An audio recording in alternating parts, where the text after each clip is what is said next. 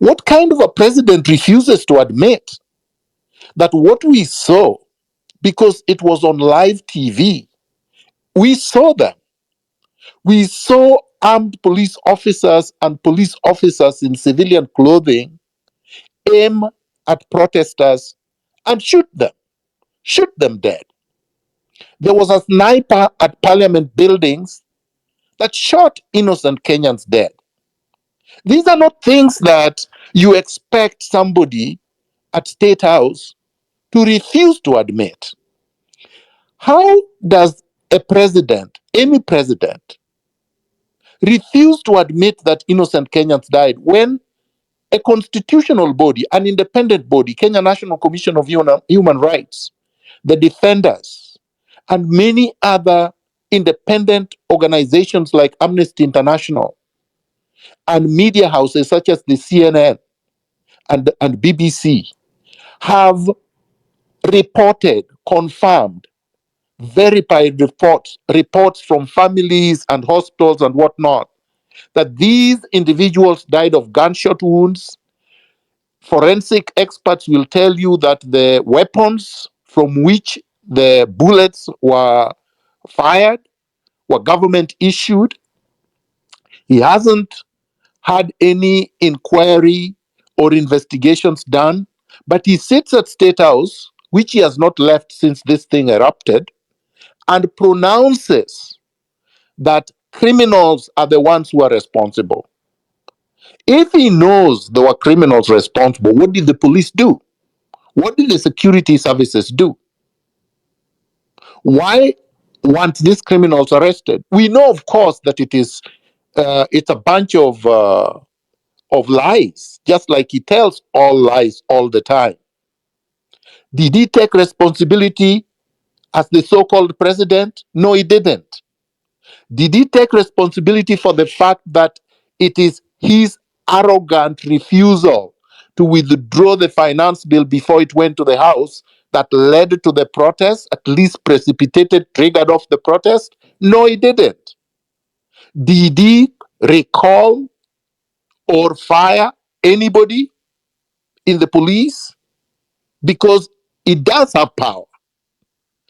In the security sector, the minister, the PS, the Minister of Defense that has been speaking carelessly, has he done anything to condole with the families that lost loved ones? Did he contribute, or did his government contribute towards the hospital bills, the bills for the morgues, the burial expenses? Did he call any of the families that lost loved ones? No, he didn't. So we have a rogue regime that has not recognized what it has done, the damage, the, the harm it has inflicted on Kenyans. On top of it, he then announces unilaterally that he has formed a committee, another committee, to do a forensic audit, he says, of public debt, without understanding that Article 211, 211 to 24 to 214 provides that the Auditor General is the one who is supposed to do an audit of public expenditure, including debt, and then provide a report to the National Assembly Committee, the appropriate committee, that will then look at the report, and then if there are actions to be taken, then the appropriate government institution should take action. The Auditor General has already produced numerous reports about misappropriation of public expenditure, including specifically at State House since this government was installed in 2022. And nothing has happened. The Auditor General has indicted many government ministers and ministries and parastatals of abuse of public office and misuse of public resources, including at State House, and no action has been taken. Ruto was claiming that he would only take action if somebody is taken to court. This is ridiculous. Because to begin with, that is not what political responsibility requires. Political responsibility requires that action is taken once public confidence, the public has expressed that their confidence has been reduced or they have withdrawn confidence from a public officer. And we did that. Kenyans did that on June 25th in huge numbers. He has not resigned. None of his ministers have resigned. And he has not fired anybody. But he's arguing about taking people to court. Who does take people to court in Kenya? One, the DCI. He controls the DCI. He appointed the DCI director. And he seems to dictate who is to be arrested and who is not to be arrested, who is to be arraigned, and who is not to be arraigned. Number two, EACC. Ruto appointed a priest as the head of EACC against the law.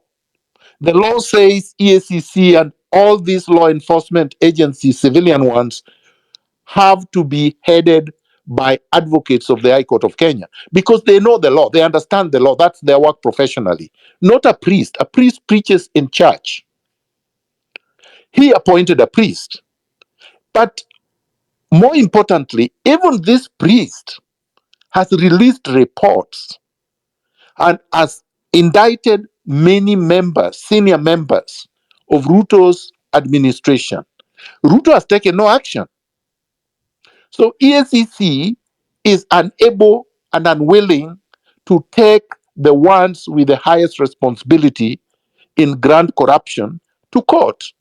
And I believe it is with the instruction from Ruto himself. Three, the director of public prosecutions. That's the person who ultimately decides who is prosecuted and who is not prosecuted. And whom did Ruto appoint? Somebody nobody knows his name. Nobody knows his educational background. Nobody really knows about his professional career. He has done absolutely nothing and was involved in corruption the length of River Nile when he was working in Mombasa. Forged land title deeds. I have the evidence. I've seen it. This is the man he appointed at the head of the director of public prosecutions. And again, this man is unable to arrest anybody or recommend the arrest of anybody and prosecution of anybody, and terminates prosecutions of people that even a grade 2 child would tell you there is more than credible evidence to suggest that that person, when taken to court, would be convicted. There is sufficient evidence to believe that Didmas Baraza shot somebody dead in broad daylight, but he's walking free. So this is the context of what happened when Ruto purportedly addressed a public space yesterday on X. Ruto has refused to accept that Kenyans have indicted his administration and has gone ahead to unilaterally appoint a body that he believes would whitewash his administration. Who did he appoint? First of all, forget about the fact that this body is illegally constituted because there is an independent constitutional body that is supposed to be doing what this so-called task force is supposed to be doing. So there is a duplicity of action and a wastage of public expenditure by purporting to institute this body. So look at the chair of the body, Nancy Aseko Onyango. What is Nancy Aseko Onyango's current position? Director, Office of Internal Audit and Inspection at the International Monetary Fund, IMF. The same people that brought us Finance Bill 2024. So they are supposed to be coming here to basically clean after themselves or try to make Kenyans believe that they had legitimate debt when we don't, including from the IMF. That is the chair of the so-called task force. Who are the members? Aaron Tegea, economist at the IMF, the same organization. Who is the other member? Professor Louis G. Francisci, Assistant Secretary General of the Commonwealth. So the same people, the puppet owners, whom we are complaining about, are controlling Ruto like robots against the interest of Kenyans, are supposed to be members. Who is the other member that he announced? President of the Law Society of Kenya, Faith Odhiambo, who immediately declined the appointment together with the entire Law Society team on the same basis that I have stated, that these, number one, is an illegal construct, a legal entity set up by Ruto outside the constitution, and that this role vests on the Auditor General. But even if it was constitutionally constituted, the members are not fit to conduct an independent forensic audit. An independent forensic audit would have to be conducted by someone not answerable to Ruto and someone that does not report directly to Ruto, that would submit their report for public scrutiny to the National Assembly. Even however captured it is, institutionally, it is the one where the report is supposed to be tabled. Furthermore, nothing stops the regime from submitting reports and documents regarding the so-called public debt currently to Parliament or to the Auditor General, or to allow citizens of Kenya to access the same information. Because we have a lot of accountants, we have a lot of forensic accountants in Kenya who can conduct on their own without billing anyone a forensic audit of the debt. It's not a very difficult thing. From what I have heard, from what I have learned, Ruto has essentially borrowed close to 7 trillion Kenya shillings, yet the debt that was outstanding when he came into power was 1.7 trillion. Where did over 6 trillion go? What has he done with it? I suspect that most of it has been stolen. So Ruto has lost credibility, and it seems like he has not learned that Kenyans have of buying people, of trying to use force, of using propaganda is going to get him out of this. It isn't. Next, Saba. Tomorrow is the 7th of July. The 7th of July is very important in our history because on July 7th, 1990, Kenyans in their thousands rose up in protests demanding for multi-party democracy. That is when Kenyans united, rose up. That is before, I believe, the Gen Zs were born. So this struggle did not start yesterday. This struggle did not start in June. This struggle did not start with the Finance Bill 2024. As I said a week ago, the struggles began against the British and have continued throughout. So each generation has had their protests, have had their maandamanos, have had their grievances, and have stood against the regime that is oppressing them. So in 1990, in Kenya, we had a one-party rule and a one-man rule. The man was called Daniel Arap Moi. The party was called Kenya African National Union, KANU. The party that, quote unquote, won independence elections in 1963 and metamorphosed into a de jure, a legal one-party state through a constitutional change in 1982. Moi ruled Kenya alone with Kanu, with his cronies and a few mafia from 1982 to the eruption of Saba 1990, and continued to do so through 1990 and 1991 until 1992. That's when he gave in and allowed multi-party democracy. What were people complaining about apart from multi-partyism? One, Kenyans wanted detention without trial to end. The same thing Ruto is doing even under the new constitution. Is abducting people, detaining them, sometimes over the 24-hour limit without charge. That is what people are rising up against. People were rising up against abuses, human rights abuses. Universities and colleges and scholars were demanding academic freedom because at the time there were books that were restricted, that were not supposed to be used at the universities. In fact, Moi had categorized anybody with a beard as a Marxist, as a communist, as a socialist, and he targeted them for persecution. People could not just write freely. The press was not free. People were demanding freedom of expression. People wanted freedom of association. People wanted a free press. People wanted grand corruption to stop.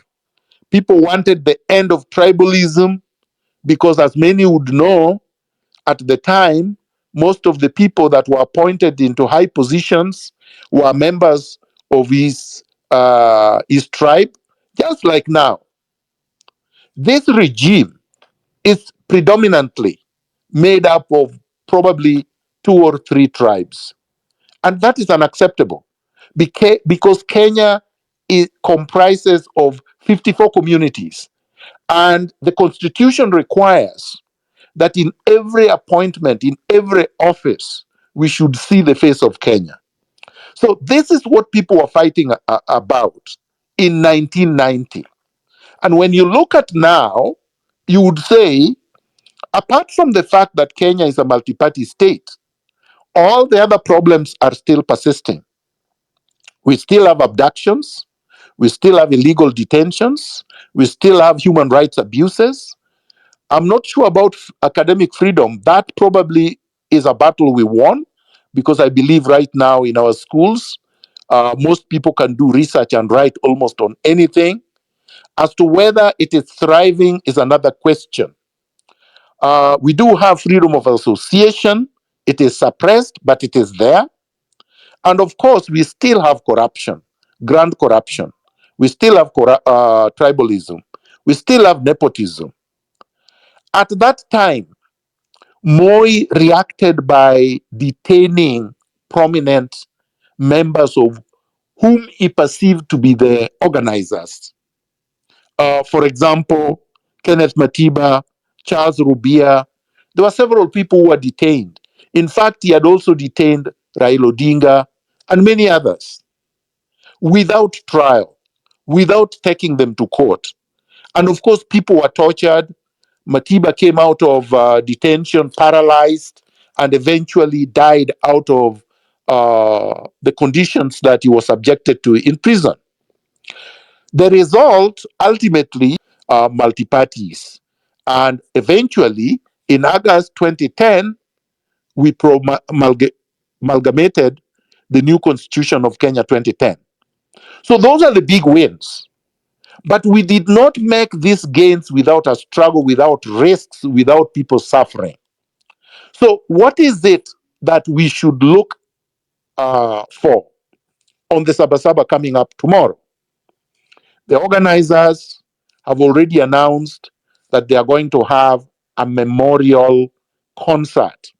They are going to celebrate the lives of those who have lost their lives during the protests, and they are going to reaffirm our commitment for the values and the grievances that Kenyans rose up against, which was not just Finance Bill 2024. A lot of regime friendly media and propagandists are only talking about Finance Bill 2024 and talking about it as if it has been withdrawn and as if it cannot be brought back. And as I said last week, Finance Bill 2024 is alive and will become law on the 16th of July automatically. Because the law says that if the president does not assent to it and nothing happens in the National Assembly, the bill becomes law automatically in 21 days. So on the 16th of July, Finance Bill 2024 is the law. So really, we have not made any gains. I want to disabuse ourselves of that. We have lost people, goons. We have had a lot of us compromised, but there is no gain, no singular concrete gain that we have made. So I think the challenge on us is to do this on Saba Day. If we are going to honor the lives of all the people that have lost their lives and all the people that have been injured and all the atrocities that have been committed in the name of these demands, we should show up in large numbers at Uhuru Park.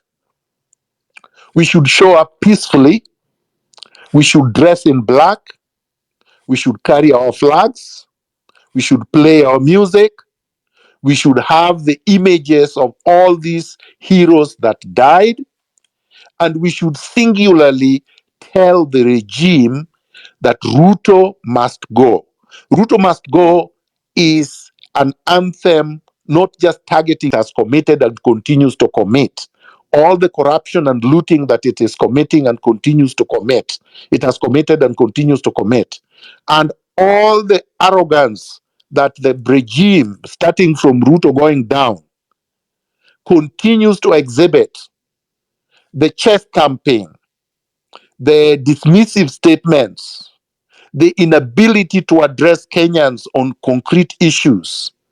Like Ruto refused to answer any question that the media, any of the to say for now, I think we should not allow. Kenya belongs to us, not to tumbocrats who are looking for handouts. I will deal with one other issue. People say, oh, some of us are opportunistic. That's why we are supporting the protests. Forgetting that some of us have been protesting against injustices since we were teenagers. We never stopped. And forgetting that the opportunism can only be exhibited if there is a gain that is imminent. There is no gain here. There is no election. There is no government anyone is fighting for.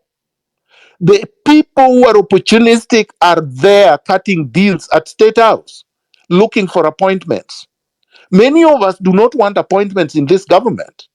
Look, somebody said I should become a CAS when I return to Kenya in October 2022. What did I say when I was when I was interviewed by Ageo? Even before then, I said the CAS position was unconstitutional. And even if I was offered the position, I would not take it.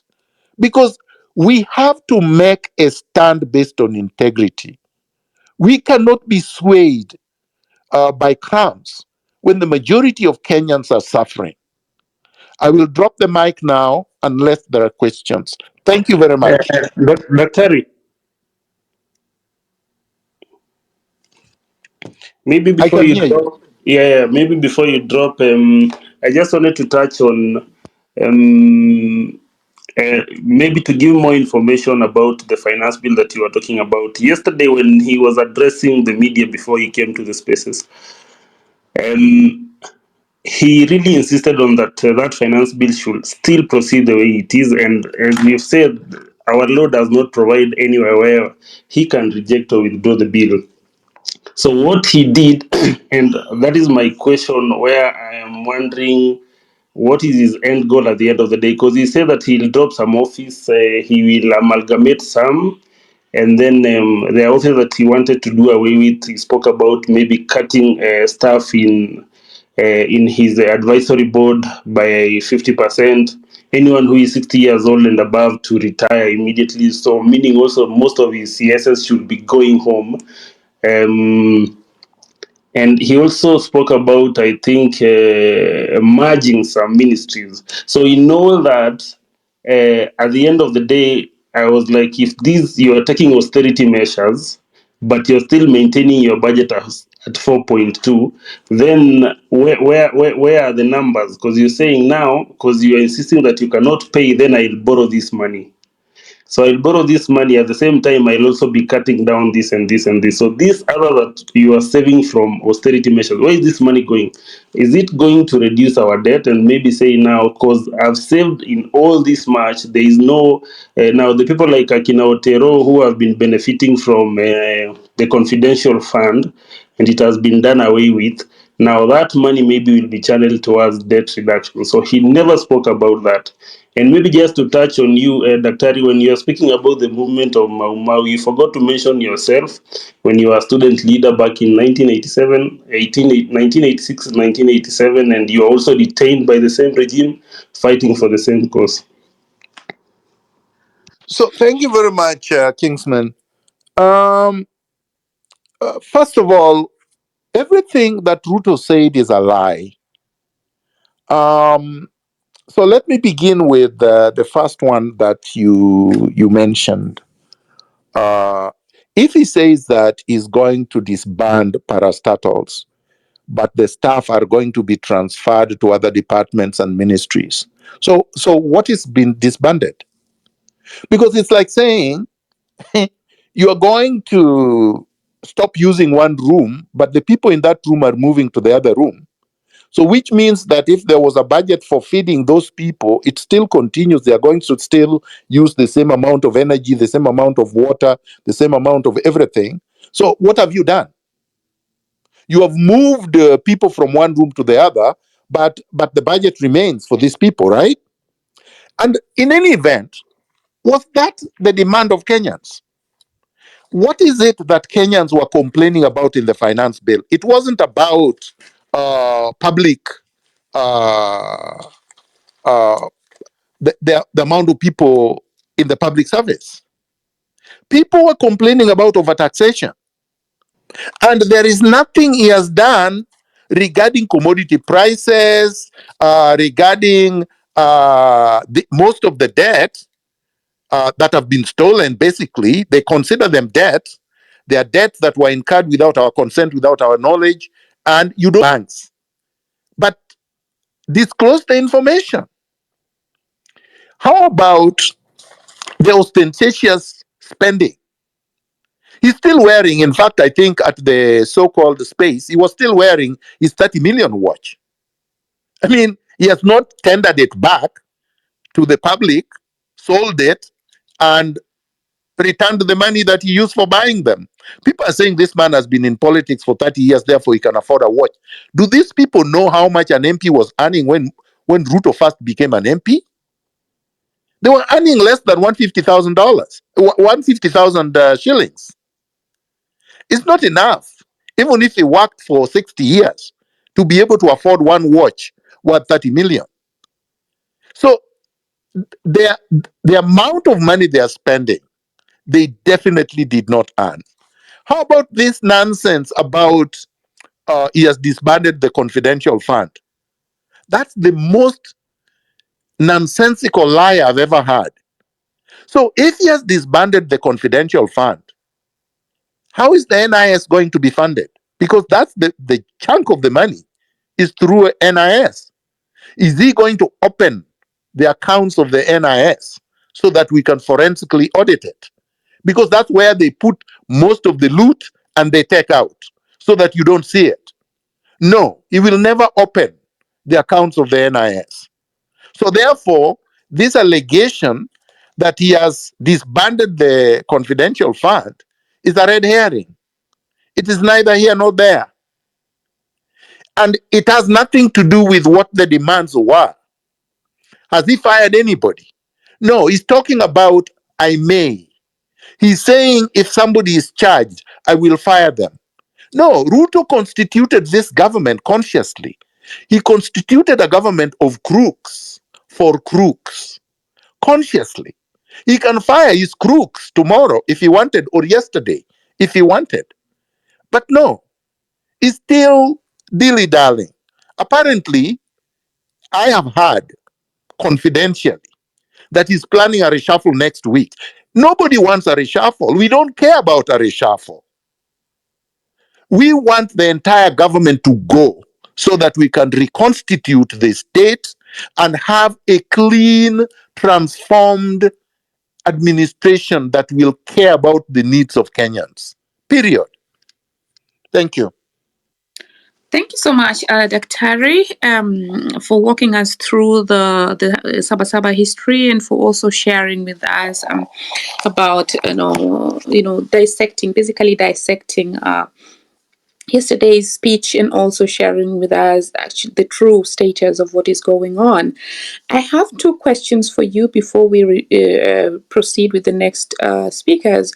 The first question is just for understanding because if a head of state really is on record to form a task force that is unconstitutional. I mean, in other areas, you would find that such a decision is not made single-handedly.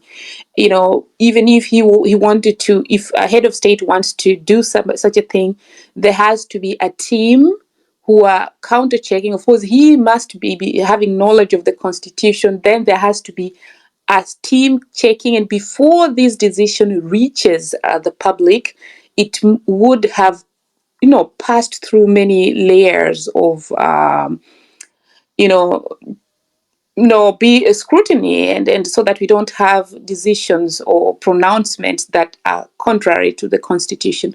Would you kindly make us understand why we keep having scenarios whereby the head of state is telling us things that are unconstitutional? Do you maybe have an idea of how? Dictators and tyrants rule through crisis. And commissions of inquiry, task forces are always the hiding places when they are in crisis. So they cause, most of the time, they artificially cause a crisis so that when the crisis comes, they can look like they are they are the solvers or the solution to the crisis. All right? They are the answers to the crisis so that they look like they are statesmen and they are above the fray. Moi did it by creating commission after commission when, and Kibaki also did the same. And when the so-called task force or the commission brings the report, it's never enforced. Ndumu brought, the commission brought a report that was never enforced. During Kibaki's time, we had the TJRC, Truth, Justice and Reconciliation Commission. It brought in a report, never enforced, because they use this as release valves. When the pressure is too much, you create this to release pressure. There was also the Waki report. Most of it is not of the post-election violence. Most of the report, nothing was enforced. We've had many, many, many such commissions. Okay? This is a PR exercise, purely a PR exercise. As I said, he cannot purport to form this thing from the IMF, who is who is supposed to be a creditor. So somebody lends you money, you go to the national bank or you go to equity, they give you 100 million to construct a house or to construct a business. And then there is a problem with the management of this debt. So let's say something happened that was untoward. There were kickbacks and whatnot. So what happens? The same creditor, Equity Bank, then says they have constituted a team to investigate whether there was a kickback or not. Do you think you will ever find out whether there was a kickback when the same creditor is the one responsible for this? No. To be able to find a solution, both the creditor and the lender must then tender information to a third party, an independent third party, to look into it, so that the report does not go to the people who are involved. It goes to an independent body. The independent body is the one that does the forensic audit and then reports to another independent body to be able to tell us if there is a problem. That is transparency and accountability. But no, Ruto, who is the person who caused the crisis, is the one who forms this PR task force. The task force is supposed to work under his supervision and report to him. But the members of the task force are from the people that he borrowed from. It makes no sense. So why is it done? It is the culture of impunity. Because he thinks he can get away with it. Because he gets away, because many regimes have gotten away with it. Because the president cannot be sued and cannot be charged. Because he's immune under the constitution. So he thinks all you need to do, because this is what has happened before, is to just ride the storm. You remember there was a KEMSA scandal. Nobody went to jail. Uhuru Kenyatta retired, and every month he's paid over 100 million, and he's just going about the world drinking. What about the NYS? Waiguru is now a governor and has staff. Nothing has happened to Waiguru, nothing happened to Uhuru. How about all the other scandals, including the Eurobond and many others under Uhuru's administration, some touching on Ruto himself? Nothing has happened. So because nothing has happened, Ruto believes nothing will happen with respect to him as well. The unfortunate thing about this for Ruto does not mean that you or anybody else afterwards will be allowed to get away with murder. And unfortunately for him, I would want to encourage us to put meaning to that statement. Let's say enough is enough, and let's gather in large numbers, and let's cause a crisis, and let dissolve Ruto's regime. Thank you so much, Dr. Ray, for the really intensive explanation. Just a moment, Kingsman. Thanks for the very intense. Kingsman, would you kindly mute your mic? Thank you. And so that explains really the rot in the society that even makes our leaders also behave the same way, whereas they have the legal and ethical and moral obligation to do the right thing, but they don't do it. So we need to have a reset, absolutely, even in the society, not only the leadership, but also in the society, because really we give back the same thing. But before I give the mic to Kingsman. Mark, as you give your mic, I want to remind our people that let us be very, very patient, because we have more than 100 people requesting a mic, so we cannot give everyone. Thank you much. Thanks, Hilary. So before I give the next person, before I give Kingsman the mic, I'd like to request the next speakers to really, be precise with their questions, and then just channel those questions to Dr. and then we'll pick 3 people to answer to ask those questions, and then Dr. can respond. But if he wants to respond in between, sometimes there is a question that you're burning to respond to, then he can do that. So the order will be Mitch, Oichi, and then Mebs. Okay, Kingsman, over to you, and then the speakers can ask the questions.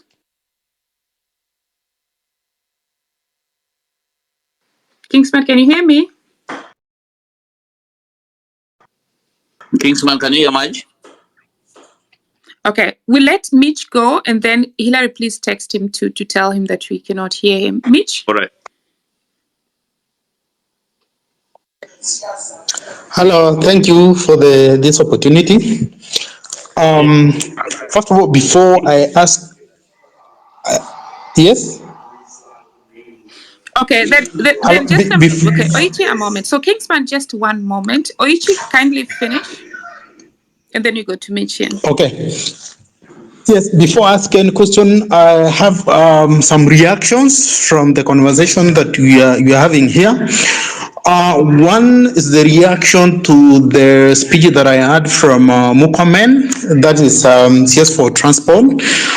One thing that I think that came into my mind is that this guy thinks that Kenyans do not know exactly what's going on because he's this was not come to you guys to tell you exactly what you are doing. It's like we don't know. They're doing some work, but we don't know. For a case of Mukomen, it is something that everyone is supposed to see. You don't need to say anything. You don't need to place an advert in a television so that you're able to see what that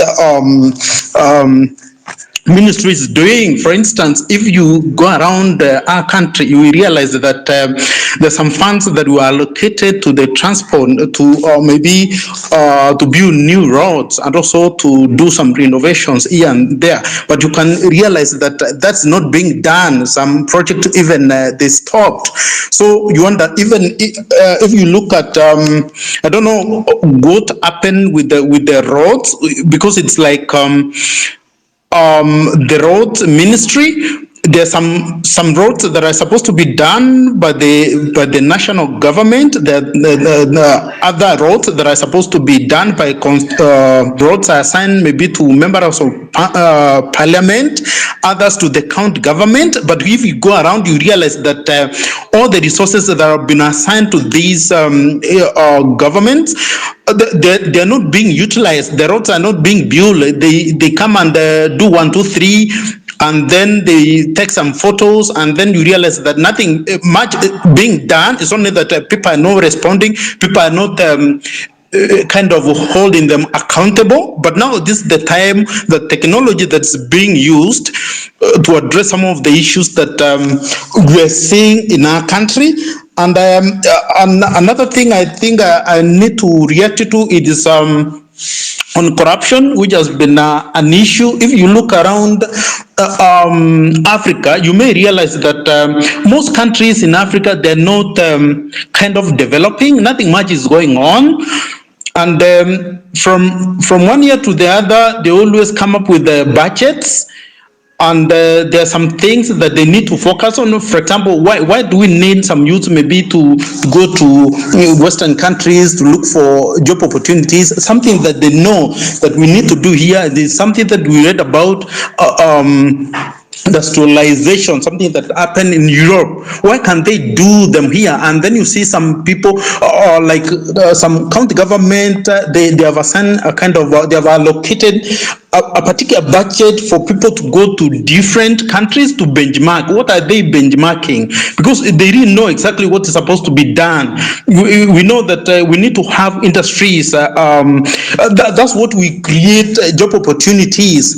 And if we are not focusing on that, and if we are focusing on other things, then it means we are doomed as a country. So what's happening actually with the from national government to county government, it's like corruption is like in large scale. Yeah. And I think that's what bring a big issue in our country, and that's why everyone is hungry, because what is supposed to be like services that are supposed to be even for free, that's not being provided by national government, or no one cares. These politicians, they don't care. What they care about is about their families. Another thing, maybe 1 minute, yes, please, on there's a big issue on conflict of interest. Land, please.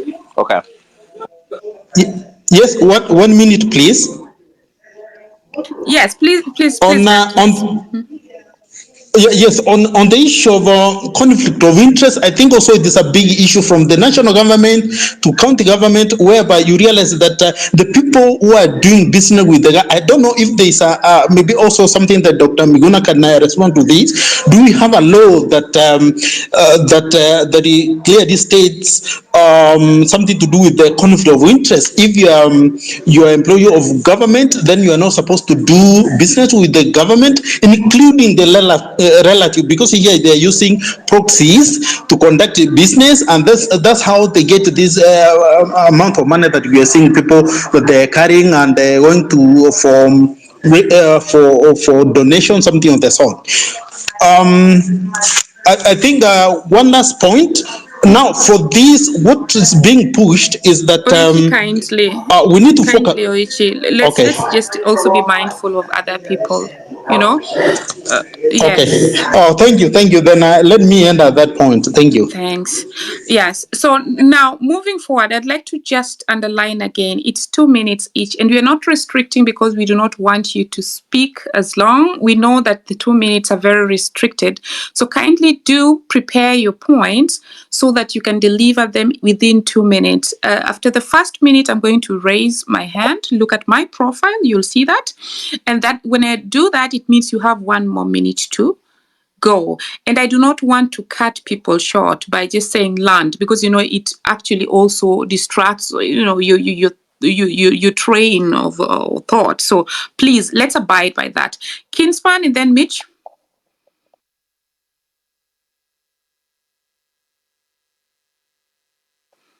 I can't hear Kinsman. Mitch, please, 2 minutes.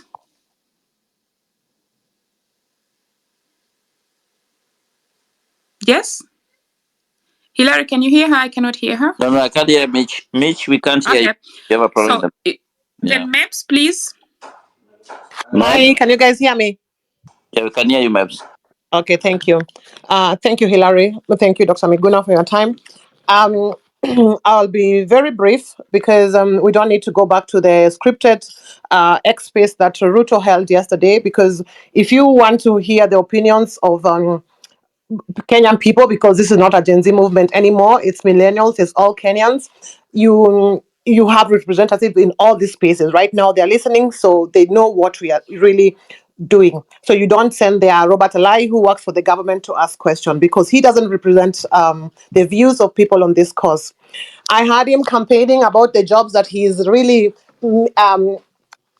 securing for the youth in Germany. I will tell you for a fact, because I live here in Germany since 2007. This is the most difficult job market, despite the shortage of skilled workers that we have in these countries. Without the German language, you cannot work in Germany, because Germans don't need engineers from Kenya. They have enough engineers here. Yeah. What they need are cheap labor, who actually they can also get from Eastern European countries. Yeah. So Okay, Mebs, I'm going yes. to interrupt you there. We have we have to put out correct information. Yes. So when Ruto speaks about Poland and says that Poland needs labor, so Ruto was wrong about Poland, but Ruto is right about Germany. Even the clock, a broken clock is right once.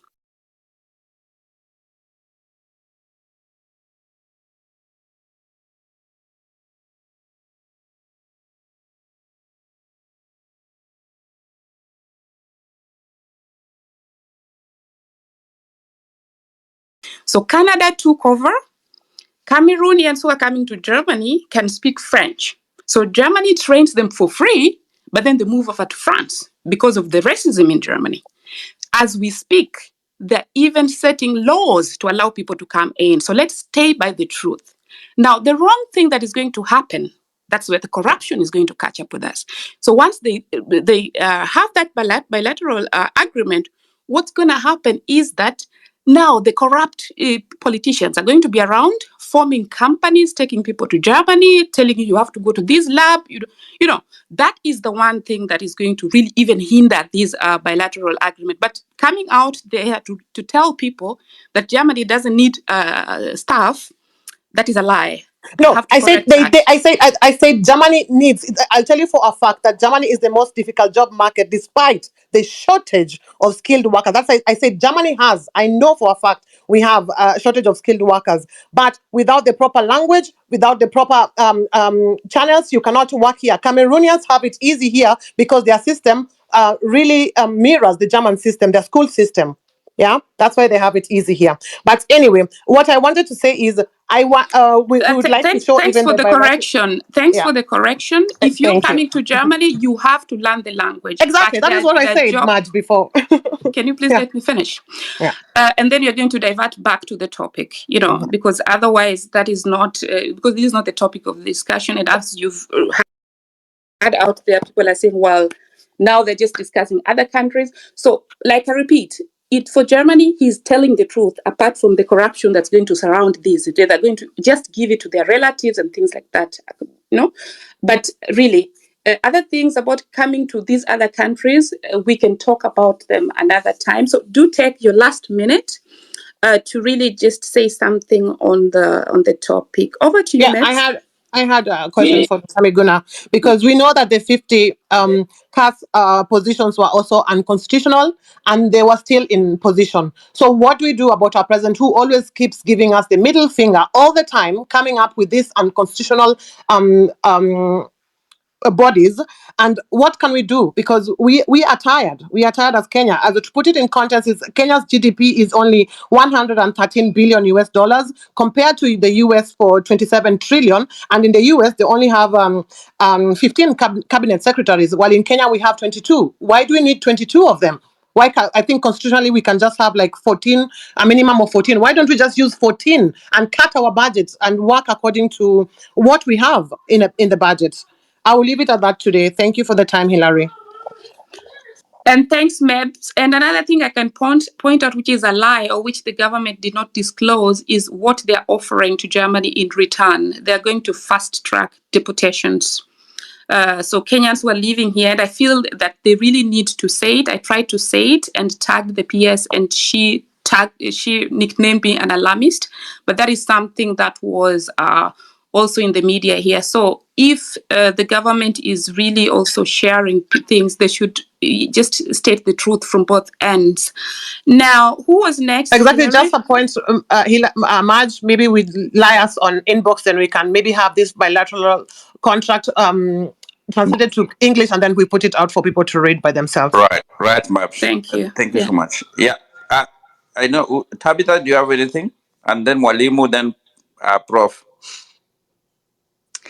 Thank you, Hilary. Thank you, Marge. I am of the great opinion that as a country, the government should be tasked with the responsibility of providing jobs for its youth internally first, because we cannot be having an education system that churns out youth from the institutions of higher learning and colleges, universities every year, and yet we cannot have a system that also absorbs them actively into those professions. So we need to have a conversation internally on how we as a country need to self-reliantly equally provide some percentage, even if it's not the whole lot, but some percentage, a higher number of youths who come from these institutions of higher learning, that we design courses for them to partake. And even we create motivates. And the other day we had the president speaking about the affordable housing as a means towards creating employment for the youth, which was so laughable. Not all of us go to school to study issues related to constructions and things like that. But as it stands at this particular point, I'm just thinking, Dr. Miguna, could it be possible that maybe moving forward that the Gen Zs or the millennials, like Meb say, that now this is not just a conversation from the Gen Zs alone.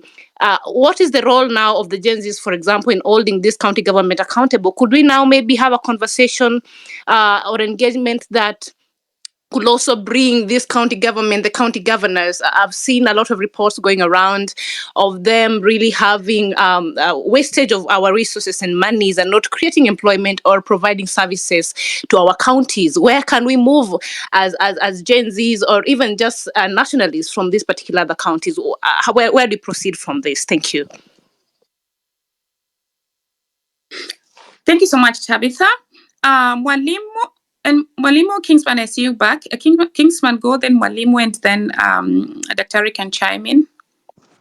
What I wanted to touch at that time before I had network issues was, Daktari, I don't know if you've seen, there's a report, Auditor General's report that is going around about, I think yesterday they gave out a report on the counties, and you could see the wastage that is going on. The county of Meru used 1 billion shillings in travel. The county of where this former speaker comes from, they have used over 3.6 billion shillings in expenditure that is non-developmental. Our own Dimpo guys in Nairobi has already used over 700 million shillings in travel alone. So begs the question, when we are bombarded with this external debt that you're being told about, with Kinandi, oh, you must pay, you must pay, you must pay. Daktari, can we get to a point whereby we tell this IMF and Akina World Bank that no, where we are, this 7.2 million, because there's a chart that I've shared for the growth of our debt in the last 10 years. As you can see, the growth is exponential. There is no single year whereby we've reduced our national debt. It is growing and growing and growing. Yet development is also being curtailed each and every year. So the growth is not like they do not go hand in hand. So my question to you is, now we are trying to make the life for this guy as hard as possible. Can we just agree that 90% of our debt is odious debt, and we tell IMF and whoever whom they borrowed from? Because I believe the two Eurobonds never go to Kenya, which are around 400 billion. So we say that we are not going to pay this debt, Daktari. Is it possible?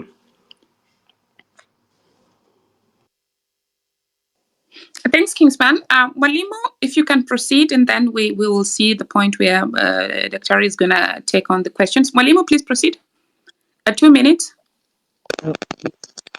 Yeah, good evening, ladies and gentlemen. Thank you. My name is Mwalimu Simon Gishuki. My home county is Kirinyaga from Gishogo constituency, and I'm loving whatever conversation we are having here. Myself, I live in Nairobi. I'm in construction industry. Being Mwalimu has been a long journey, and myself, I'm working in a different industry, having studied education. I studied pale kwa Muhindi, India, and whatever I've been doing Mwalimu, your mic Mwalimu, is bad. because Your mic is bad. Walimo, there's something echoing. I don't know. Are you using headphones? Yeah, now it's hello, better. Yes, can you hear me yes. now? Well, kindly proceed. One more Yeah, minute. yeah, yeah, yeah, yeah, yeah, yeah. It's much better. Yes, please proceed. Hello? Yes, yes, yes. That's what I'm saying. And myself having studying pale kwa Muhindi, there are so much things that we can learn from these guys, and that's why I've been telling people there's been so much of uh, uh, the medical tourism between Kenya and to learn that whatever these guys have done over the years, that they have made their medical industry to start. They has made their education to start. That people could like us could go there and study, and whatever we are paying there, the education fees pale kwa Muhindi it was so cheap. Even right now it's so cheap. So what are the things that we are not doing right? Those are the kind of the questions that we need to ask ourselves. In considering the things like in the industrialization, what are those things that we need to learn from these guys? There are so much of cottage industries. Pale viatu zilikuwa zinaundwa kwa nyumba. Lakini People have mwalimu, so sasa yes, sio kwa ubaya. yes. Si tulikuwa hii topic hii hapa ya preparation ya sabasaba and nini. Cause unajua tukiongea hiyo yenye unaongea ni ya muhimu sana, lakini ndo tuweze kuongea in a structured manner. Ni vizuri kama like let's say hata tukiwa darasa na mwalimu ameamua leo ni GHC, hatutakuja tunaanza kudiscuss CRE na kuelewa ya kwa yenye unataka kusema, lakini ningependa kuomba wale wanakuja kuongea next, tafadhali stick to the topic because it's a Sunday. Tumesacrifice kuja hapa kudiscuss hii topic yenye walikuja pia waliprepare, na nataka kusisitiza ya kwamba unaweza kutumia Swahili pia. Wenye wanataka kutumia Swahili mtumie Swahili, wenye wanataka kutumia Kizungu mtumie Kizungu, lakini naomba ya kuwa stick to the topic kindly. Yeah.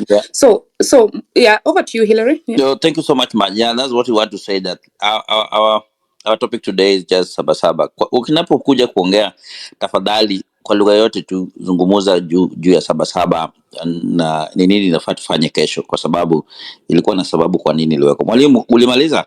Kwa sababu tunataka tupatie mtu mwingine maji. Yes, mwalimu, tafadhali 1 minute on Sabasaba and then you go to Professor. Mwalimu cannot hear me. Professor, over to you, please. Thank you so much, Maj. Good evening. Actually, Dr. has talked everything I wanted to talk, and mine is very simple due to time constraints. We have what we call, we are dealing with a person that we call or we address as a Moi orphan. And being a Moi orphan in this generation and in this dispensation, we must tread carefully with this person, because we all know as Kenyans that lies in his mouth has overtaken any other thing that we Kenyans want. And so we are hopeful, and I'm very certain that this movement will bear fruit. And once we take over after you sent him home, we shall reverse all the policies that he brought in place. Because ideally, this person has even done what we call, he has crippled even the so-called independent offices. And so, once we take over, because as I told you, I'm certain that he's going home. We are not sparing him. We are smarter than him. And so these are the last kicks of a dying horse. Tomorrow is Sabasaba. I'm only kindly requesting all of us to have a very critical discussion. Those of us who can meet, we can organize for a meeting so that we continue mourning our comrades, the patriots who passed on during this struggle. I was watching news and 2 more people have been confirmed dead. So the number is now at 43. This is very sad. So let us continue this movement and let us be serious about it. Let us not back down. Let us not be threatened, and we shall succeed. Thank you so much. I'll engage you further. Thanks so much, Professor, for really keeping the time. We go to Bet Collins. Sorry, Bet, I skipped Felix. So we go to Felix, Wanjoroge, Simon, and then Collins, Bet, in that order, the 4 of you.